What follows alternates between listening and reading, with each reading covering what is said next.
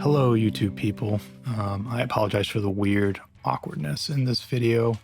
I am not used to doing videos where I am speaking to a camera, but I figured I would kind of make this one because I get a lot of comments or questions of people who come here to do work with me, or even people who see pictures. They are always asking me about this guitar, and I figured I would kind of make a quick little video history of it because I think it deserves it. It's a pretty weird guitar for a lot of reasons, but a fantastic example of a vintage Rickenbacker. So yeah.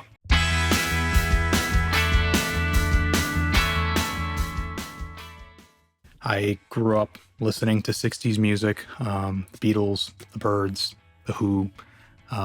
So Rickenbackers were always a very common theme around those bands, and countless other artists and people that I grew up listening to. I've had this for a few years already, but I was one day scrolling through Reverb and I happened to see this listing, and it was pretty beat up. It had a lot of issues, but it was a pretty good deal. So I figured, you know what, I don't see 60s Rickenbackers often posted for a decent deal, so I decided to do it.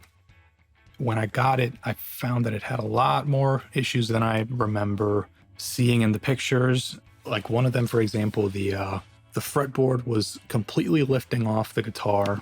The seams of it were separating. I don't know if you can see that on camera, but yeah, right there, you can kind of see where the seams of the wood are. So, because this is 3 pieces, basically you have, let me get that out of the way. So you have a center piece, which is basically the neck connected to this piece of wood all the way. And then they glue on these 2 wings. So these 2 also right here, you can see them. They were kind of separating. And the reason of that is because this guitar was actually, apparently it was in Hurricane Katrina, back in 2005, if I'm correct. And this guitar was underwater apparently for a few days before the owner was able to get it out. So it suffered a lot of damage. The entire original finish was stripped off because it was in water that had oil and a lot of junk in it. All the hardware got really, really rusted and tarnished. Thankfully, the pickups were one of the only things that actually he was able to get repaired. All the electronics on it are not original, except for the pickups. The hardware is original, so the original bridge, the original tailpiece, the original tuners -1. Not really sure why that is that color, and not sure where that came from, but it's basically the same tuner. It even seems like the same tuning key, but I'm not sure. But anyways, so when I got this guitar, I had to do a lot of work to it, and honestly, it took me a long time to really set this up to be able to play it decently. But the most magical thing about it is that these pickups, being what they are, if you don't know what these are toaster pickups. They're from I believe Rickenbacker did these in the 50s. Essentially, they're very, very low output single coil pickups, and they sound incredible.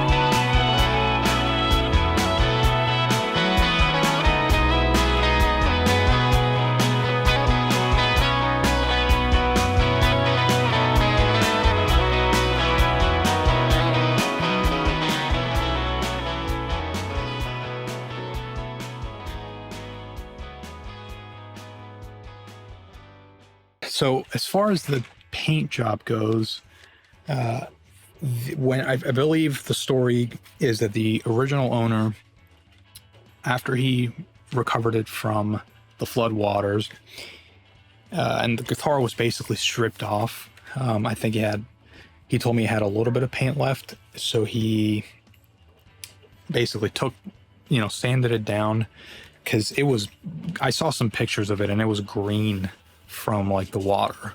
Like it was starting to like mold or something, I guess.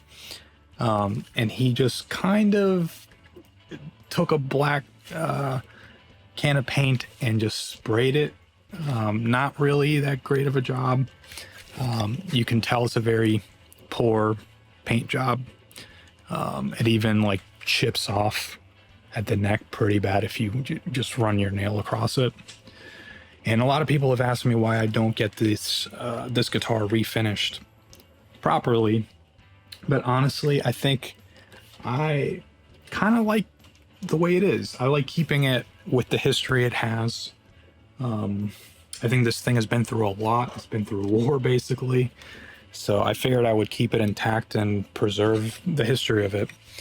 And, the main reason I'm doing this video is because I think there's not a lot of information about these particular guitars out there. 615s are really, really hard to come by. You only see them pop up occasionally on Reverb, and in good condition, they go for pretty crazy money, especially for what it is. But they're not easy to come by. I don't see a lot. I don't even see a ton of videos on these. But a lot of people always ask me what this is. It's not a 620 or whatever the current model is. This is a 615. The 15, anytime you see a 5 in a Rickenbacker model, so the 335, 615, it indicates that it has a vibrato tailpiece, so not a stock tailpiece.